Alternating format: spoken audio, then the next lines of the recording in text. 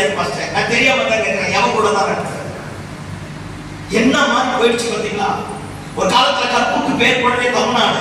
ஆனா இன்னைக்கு கற்புக்கு கலந்து விற்கிறதே தமிழ்நாடு தான்.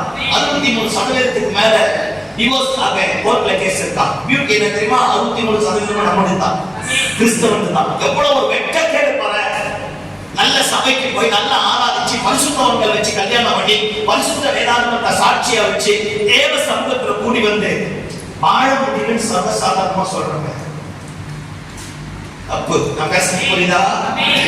பொதுவா காமனா எல்லாத்தையும் சேர்த்து முடிச்சுட்டு போயிடும் இல்லையா? சொல்லுங்க பாப்போம். குடும்பத்தை விட்டு ஏகாதவன் புரிய முடியாது. அந்த ஆள் தான், அந்த ஆள் தான், அந்த அம்மா அந்த அம்மா தான். ஆமே, ஏதோ மாட்டிட்டோம். ஐயோ, ஏதோ வரலாம் மாட்டிட்டாங்க. நமக்கு இல்லையா? சொல்லுங்க பாப்போம். வந்து நமக்கு மாட்டிடுச்சு. ஆமே, தாயா பேயாதே தெரியல. சோத்திரம் ஆண்டவரே. அதனால மனைவியையோ புருஷனையோ ஒருபோதும் பகைக்க கூடாது, எதிர்க்க கூடாது. ஆமே, அந்த பாண்டை விட்டு வெளியே வரக்கூடாது. அது தெய்வம் பார்த்தது. நீயா அவங்க பார்க்க கூடாது. அது நமக்கு தான் ஃபேரன்ஸ். ஆமென் சொல்லுங்க. ஆமென். எல்லாம் சும்மா ஃபேரன்ஸ் சொல்லு. ஃபேரன்ஸ் சொல்லுங்க. ஆமா, எனக்கு கர்த்தர் கொடுத்த மனைவிதான், எனக்கு கர்த்தர் கொடுத்த புருஷன் தான், எனக்கு கர்த்தர் கொடுத்த பெற்றோர் தான், என்ன கர்த்தர் வச்சிருக்கிற சபை தான், எனக்கு கர்த்தர் கொடுத்த என் பிள்ளைங்க தான். ஆமென். நல்ல துறைமுகத்தை விட்டு வெளியே வராத. தென்றல் காற்று இருக்குது, காரியம் கைகூடி வந்துருச்சு. இவனை விட்டுட்டு அங்க போனா, அவனை விட்டுட்டு அங்க போனா, அவளை விட்டுட்டு அங்க போனா, இந்த வேலை விட்டுட்டு அங்க போனா, போ. கொஞ்ச நேரம் சுமூகமா இருக்கும். அடுத்த கொஞ்ச நேரத்துல யூரோப்பியா தான் காற்று வீச ஆரம்பிக்கும். சூரியனையும் பார்க்க முடியாது, சந்திரனையும் பார்க்க முடியாது. இது எத்தனை ஊழியர்கள் உடைக்கப்பட்டிருக்கு தெரியுமா? ஐயாவை போய் தனியா உட்கார்ந்து கேட்டு பாருங்க. எத்தனை ஸ்தாபனங்கள் இன்னைக்கு ஒண்ணும் இல்லாம போயிடுச்சு தெரியுமா? எத்தனை குடும்பங்கள் இன்னைக்கு நடுத்தருக்கு வந்தது தெரியுமா? நல்ல விசுவாசி, பாஸ்டருக்கு பக்கபலமா இருந்தவன் எவனோ ஒருத்தர் பேச்சை கேட்டுட்டு, அல்லது ஒய்ஃப் பேச்சை கேட்டுட்டு, புருஷன் பேச்சை கேட்டுட்டு, பிள்ளைங்க பேச்சை கேட்டுட்டு, எவனோ ஒருத்தன் கிளறி விட்டுட்டான். அவன் பேச்சை கேட்டுட்டு போயிட்டோம்னா ஐயா வாழ்க்கை அனுபவிக்க முடியாதுயா.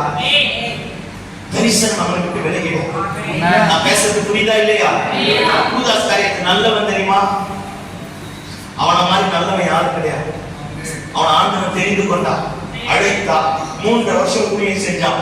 பாருங்க, பொருளாதார பொறுப்பு அவங்க கிட்ட கொடுத்தா. அவன் திருடனா இருந்தா அவங்க கிட்ட கொடுத்திருக்க மாட்டான்.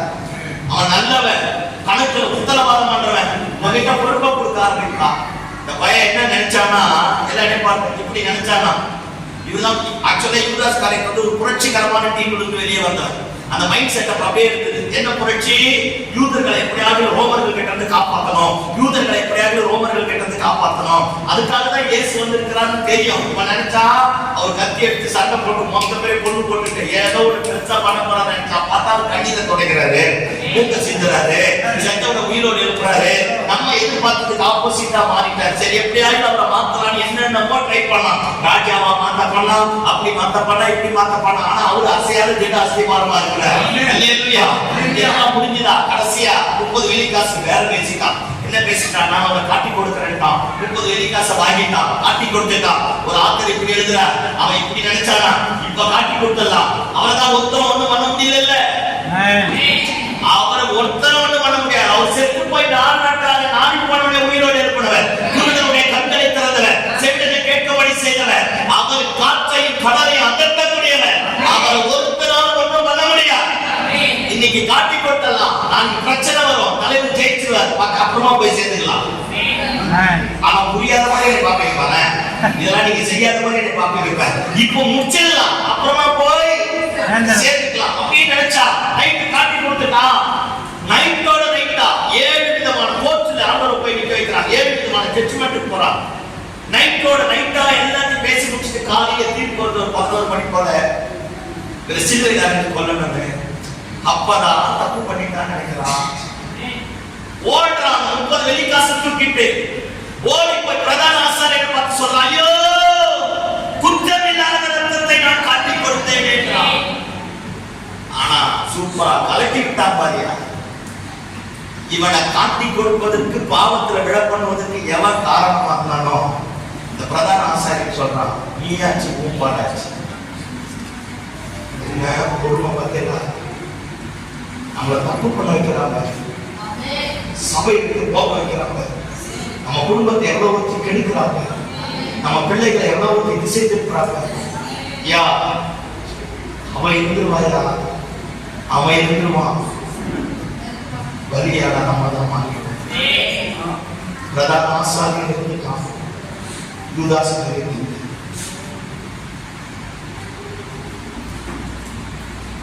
புரியுதா? தெய்வத்திற்கு ஒன்னொருத்த பிரிக்கிறாங்க, சபையிற்கு ஒன்னொருத்த பிரிக்கிறாங்க, தரிசனத்திற்கு ஒன்னொருத்த பிரிக்கிறாங்க. அவன் இருப்பாயா, நம்ம இருக்க மாட்டோம்.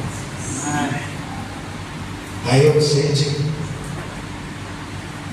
உனக்கு தெய்வம் வச்ச அந்த பேரண்ட்ஸ், அந்த நல்ல துறைமுகம், நல்ல சபை, நல்ல குடும்பம், நல்ல ஊழியம், நல்ல ஸ்தானம், நல்ல வேலை, நல்ல ஸ்கூலு, நல்ல காலேஜ் விட்டுட்டு போகாதே. போய்க்கோம்னா வாழ்க்கை திரும்ப கிடைக்காது. அந்த காரியத்தை பத்தி நிறைய பேர் அழுது 12 பேர் எவ்வளவு பெரிய ஆதாரம் தெரியுமா? அவன் தூக்க மாட்டேங்க சாகிறவரை இல்லையா மாறிட்டான்.